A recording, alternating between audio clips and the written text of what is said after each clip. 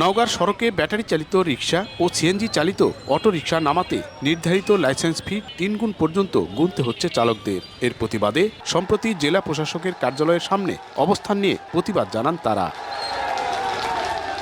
চালকদের অভিযোগ, পৌরসভা নির্ধারিত লাইসেন্স ফি 800 থেকে 1000 টাকা হলেও নেওয়া হচ্ছে 2500 থেকে 3000 টাকা, দিচ্ছে না কোনো রসিদও।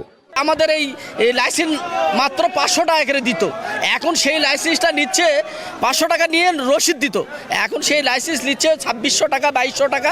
রিসিভও দিতেছে না, আর এই টাকাগুলো সরকারি খাতে জমা হচ্ছে না, এখানে তো সরকার কোনো রাজস্ব পাচ্ছে না। অতিরিক্ত চার্জার যে রাস্তাতে নামানো হয়েছে, পৌরসভা অবাধে তাদেরকে লাইসেন্স দিচ্ছে, যার কারণে অতিরিক্তভাবে জ্যাম চলছে। পৌর এলাকায় ধারণ ক্ষমতার বেশি যান চলাচলের কারণে শহরের ব্রিজমোড়, গোস্থাটি, কালীতলা সড়কে তীব্র যানজটে ভোগান্তিতে বাসিন্দারা। এই 6500 গাড়িগুলো যদি এই রোডে চলে, তাহলে এই ছোট শহরে চললে যদি চলে, তাহলে একটা অসুস্থ রোগী তো যেতেও পারবে না, সাধারণ কোনো লোকজনও তো রাস্তা পার হতে পারবে না। শ্রমিক নেতাদের দাবি, পৌর কর্মকর্তাদের লাইসেন্স বাণিজ্যের কারণেই তৈরি হচ্ছে জনদুর্ভোগ। তবে অভিযোগ অস্বীকার করেছেন পৌর কর্মকর্তা।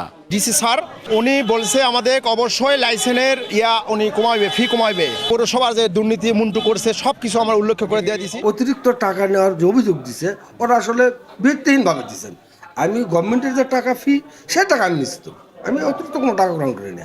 লাইসেন্স বাণিজ্যের অভিযোগ খতিয়ে দেখার পাশাপাশি যানজট কমানোর আশ্বাস জেলা প্রশাসনের। রেজিস্ট্রেশনের যে আপনার ফিটা, এটা কিন্তু অনেক আগে থেকে নির্ধারণ করা, এবং আমি খোঁজ নিয়েছি অন্যান্য যে কোনো পৌরসভার চেয়ে এটা খুব রিজনেবল। যানজট নিরসনের জন্য যে উদ্যোগটা পৌরসভা কর্তৃক নেওয়া হয়েছে, ইতিমধ্যে ওভার স্কাউটস, পুলিশ, আনসার এবং স্বেচ্ছাসেবী দল দ্বারা নিয়ন্ত্রণ করার চেষ্টা করছি।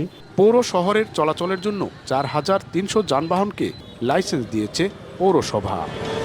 স্থানীয় পৌরসভার তথ্য বলছে 38.36 কিলোমিটার পরিধির এই শহরে এই মুহূর্তে সিএনজি, অটোরিকশা ও ব্যাটারি চালিত টমটম চলাচল করছে প্রায় 10,000। এমআর রকি, সময় সংবাদ, নওগাঁ।